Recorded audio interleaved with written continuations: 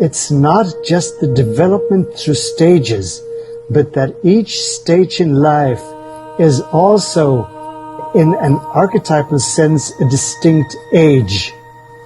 It has its own qualities, it has its own distinct challenges, and those ages may remain, or should preferably remain, in the person as we go through all the different stages.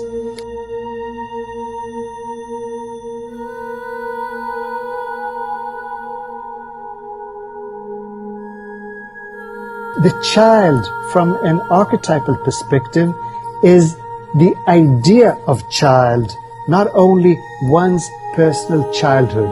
The idea of child pertains, for instance, to the living in the more mystical, in something that is closer to nature, to the unconscious. We look at the infant, we will see the beauty, the divinity, the transpersonal, the grandeur of this little child, who doesn't have to accomplish anything. It's pre-ego. We don't ask, hopefully, of 6 weeks old child to do anything. And when the child smiles at us, we are affected. Our heart beats, and we feel elevated by the interaction with divinity. That is not the only image that I believe it is important to experience as a child. There is also the orphan child. I believe that the orphan child pertains to that sense of abandonment, which is inevitable in any kind of development. At some stage, that has to be abandoned. However good it has been, at some stage it needs to be abandoned, because otherwise there's no development.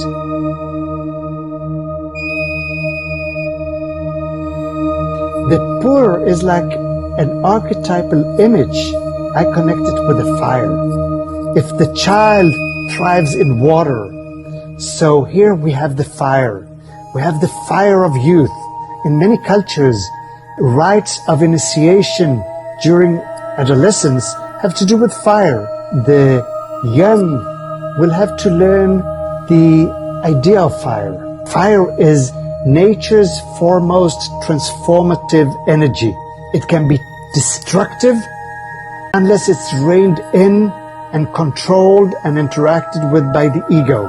But if it's in dialogue between nature and ego, then fire can be used as Prometheus does. He brings fire to use of humanity, to keep warm, to cook, for transformation. Ideas require transformation. Creativity requires a certain fire. The pur, puella as images of youth, they are the link between the child and the adult. They try to carry some of the fire, the idea, the ideology, the spirit, and try to bring it into their own adulthood without losing the fire. You will so often hear the young say, I need to be different from my parents. They have submitted to the habits, to regularity. They are only interested in making a living. They have lost the spirit, and I don't want to live my life as gray as they do. I believe that one major task of youth, of the pur and the puella, is to try to make that fire land safely in the world of adulthood.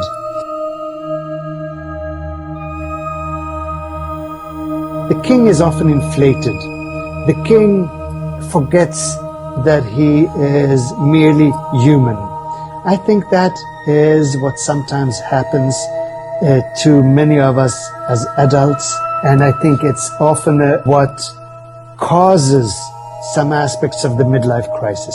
The ego thinks it can rule by itself, that it doesn't need any connection to its sources. That's why in so many fairy tales, the king must die. And some of those kings are not willing to die. They're not willing to abdicate. They are not willing to turn over the room to the next generation. They hold on to power. And this is when the spirit is lost, the fire is quenched, the extreme of the father archetype, the father who sets the rules, who does not accept that he might be overthrown. That is one aspect of the adult. I give another much more positive image as well, which I like to call the carpenter ego. To be a carpenter requires patience, to be exact, to replicate something of nature's order, to use material from nature and to relate to it in order to make it fit and to make it stable in the world of ego.